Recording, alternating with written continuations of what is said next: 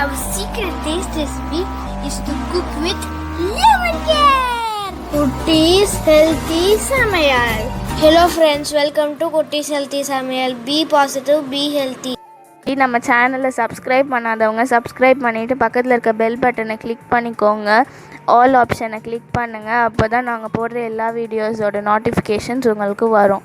இது வரைக்கும் சப்ஸ்கிரைப் பண்ண எல்லாருக்கும் தேங்க்யூ ஸோ மச். நாம் இன்றைக்கி சூப்பரான டேஸ்டியான ஸ்வீட் ரெசிபி தான் பார்க்க போகிறோம். நாவில் வச்சா கரையக்கூடிய அந்தளவுக்கு சாஃப்டான ஸ்வீட்டு, வீட்டில் இருக்க சிம்பிளான சில பொருட்களை வச்சு தான் செய்ய போகிறோம். ஸோ இது போல் நீங்கள் செஞ்சு கொடுத்தீங்கன்னா கண்டிப்பாக எல்லா பிள்ளைங்களும் விரும்பி சாப்பிடுவாங்க. அது மட்டும் இல்லை, இது ரொம்ப ஹெல்த்தியானதும் கூட. இதை எப்படி செய்யுதுன்னு பார்க்கலாம். இதுக்காக நான் 3/4 கப் அளவுக்கு பொட்டுக்கடலை எடுத்திருக்கேன். இதை ஒரு பேனில் ஆட் பண்ணிக்கலாம். அது கூடவே அதுக்கு ஈக்குவலாக 3/4 கப் அளவுக்கு பால் எடுத்திருக்கேன். நல்லா திக்கான பால், கொஞ்சம் சூடாக இருக்குது. இதையும் ஆட் பண்ணி நம்ம பொட்டுக்கடலையை நல்லா வேக வச்சுக்கலாம். அந்த பால் நல்லா அதிலே சுண்டி வெந்து வரும். அது வரைக்கும் நம்ம இதை கலந்து விட்டுக்கலாம். இதுக்கு ஒரு 5 நிமிஷமே போதும். மீடியம் ஃப்ளேமில் வச்சிங்கன்னா கரெக்டாக அது வெந்து வந்துடும். இது போல் பால்லே பாருங்கள் நல்லா வெந்து பால் நல்லா சுண்டிடுச்சு. இந்த ஸ்டேஜ் நமக்கு கரெக்டாக இருக்கும். ஏன்னா ஸ்டவ் ஆஃப் பண்ணி ஆற வைக்கும்போது இன்னும் அது திக்காகிடும்.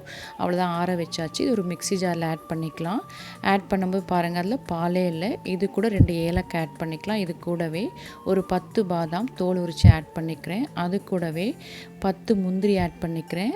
இதில் பார்த்திங்கன்னா நட்ஸ் ஆட் பண்ணுறது உங்களோட ஆப்ஷன் தான். உங்களுக்கு எது தேவையோ அதை ஆட் பண்ணிக்கலாம். பிள்ளைங்களுக்கு ஹெல்த்தியாக இருக்கணுன்றதுக்காக நம்ம இப்படி நட்ஸையும் கூட ஆட் பண்ணி நம்ம அரைக்க போகிறோம். இது நைஸாக ஒரு பேஸ்ட் போல் அரைச்சிக்கணும். இந்த அளவுக்கு அரைச்சிருக்கேன். இது நல்லா நம்ம நைஸாக அரைச்சிக்கணும். தேவைப்பட்டால் பால் கொஞ்சமாக ஆட் பண்ணிக்கோங்க. நான் இன்றைக்கி ஒரு 1/4 கப் அளவுக்கு பால் ஆட் பண்ணி தான் அரைச்சிருக்கேன். இந்த அளவுக்கு நைஸாக அரைச்சிட்டேன். இதுக்காக ஒரு பேன் வச்சு அதில் 2 ஸ்பூன் அளவுக்கு நெய் ஆட் பண்ணிக்கிறேன். நெய் உருகின உடனே நாம் அரைச்சி வச்சுருக்க அந்த பேஸ்ட் ஆட் பண்ணிக்கலாம். இது செய்யும்போது சிம்மில் வச்சுக்கோங்க. அப்போ தான் நமக்கு அடிப்பிடிக்காது.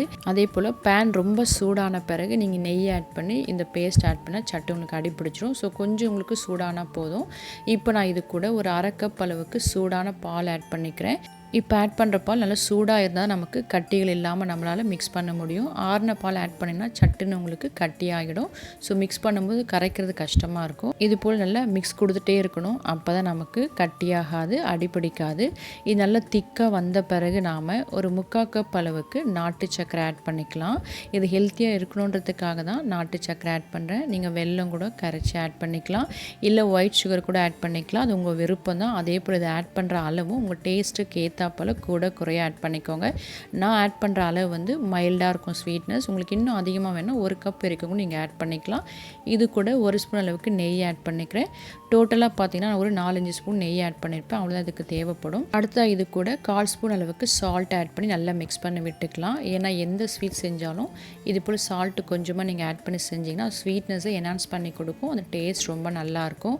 இப்போ நாம் நல்லா கிளறி கொடுத்துட்டே இருக்கணும். அப்போ தான் பாத்திரத்தில் அடி பிடிக்காது. இது பாத்திரத்தில் ஒட்டாமல் நல்லா திக்கான கன்சிஸ்டன்சி வர அளவுக்கு நம்ம நல்லா கிளறி கொடுக்கலாம். பாருங்கள், இப்போ ஒட்டாமல் வந்திருக்கு. நான் செய்யுது ஸ்டீல் பேன். சொல்கிற சைட்லாம் கொஞ்சம் உங்களுக்கு ஒட்டி இருக்குது. பட் நீங்கள் நான்ஸ்டிக்கில் செஞ்சிங்கன்னா ஒரு துளி கூட ஒட்டாமல் வரும். அந்த அளவுக்கு நல்ல நைஸாக நமக்கு சாஃப்டாக இருக்கும் இந்த ஸ்வீட்டு. இப்போ நமக்கு கரெக்டான கன்சிஸ்டன்சியில் இருக்குது. இதை நாம் ஒரு நெய் தடவின பிளேட்டில் ட்ரான்ஸ்ஃபர் பண்ணிக்கலாம். ட்ரான்ஸ்ஃபர் பண்ணி நல்லா ஆற வச்சுக்கலாம். ஆறின பிறகு நம்ம பீசஸ் போட்டுக்கலாம். இப்போ இது நல்லா ஆறிடுச்சு. சைடில் இது போல் ஒரு நைஃப் வச்சு எடுத்து விட்டாலுமே அது ஈஸியாக நமக்கு அப்படியே பிளேட்டில் வந்துடும். இப்போ பாருங்கள், எடுத்து விட்ட பிறகு அப்படியே பிளேட்டில் கவுத்தி நம்ம இப்படி தட்டினாலுமே போதும், ஈஸியாக நமக்கு அப்படியே வந்துடும். இப்போ நாம் இதை பீசஸ் போட்டுக்கலாம். நீங்கள் விரும்பின ஷேப்பில் இதை பீசஸாக போட்டுக்கலாம். நான் இன்றைக்கி ஸ்கொயர் ஷேப்பில் தான் போடுறேன்.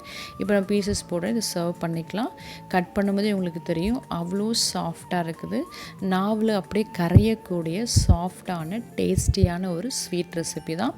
இது போல் கண்டிப்பாக ட்ரை பண்ணி பாருங்கள். சின்ன பிள்ளைங்கள்ந்து பெரியவங்க வரைக்கும் எல்லாருமே இதை விரும்பி சாப்பிடுவாங்க. அந்த அளவுக்கு ரொம்ப சூப்பராக டேஸ்டியாக இருக்கும். இது போல் ஒவ்வொரு பீஸ் மேலேயும் இது போல் கேஷ்யூவோ இல்லை பாதாமோ நீங்கள் வச்சு சர்வ் பண்ணிங்கன்னா சாப்பிடும்போது இந்த நட்ஸ் வாயில் கடிப்படும்போது டேஸ்ட் ரொம்ப சூப்பராக இருக்கும். இப்போ நாம் இதை சர்வ் பண்ணிக்கலாம். இது போல் செஞ்சு பாருங்கள். கண்டிப்பாக டேஸ்ட் உங்களுக்கு ரொம்பவும் பிடிச்சிருக்கும். சின்ன பிள்ளைங்களும் விரும்பி சாப்பிடுவாங்க. அந்த அளவுக்கு ரொம்பவும் சாஃப்டாக எம்மியாக இருந்த இந்த ஸ்வீட்டோட டெக்ஸ்சர் பாருங்கள் எவ்வளோ பர்ஃபெக்டாக வந்திருக்குது. பார்க்கும்போதே அட்ராக்டிவாக இருக்குது. அந்த அளவுக்கு டேஸ்டியான ஸ்வீட் ரெசிபி. ஸோ நீங்களும் இது சிம்பிளாக வீட்லேயே ஈஸியாக செஞ்சிடலாம். ஸோ நீங்களும் செஞ்சு பார்த்து உங்கள் டேஸ்ட், உங்கள் எக்ஸ்பீரியன்ஸ் எனக்கு கமெண்ட் பண்ணுங்கள். மறக்காமல் லைக் பண்ணுங்கள். ஃப்ரெண்ட்ஸ் அண்ட் ஃபேமிலிக்கு ஷேர் பண்ணுங்கள். தொடர்ந்து சப்போர்ட் பண்ணுங்கள். தேங்க்யூ.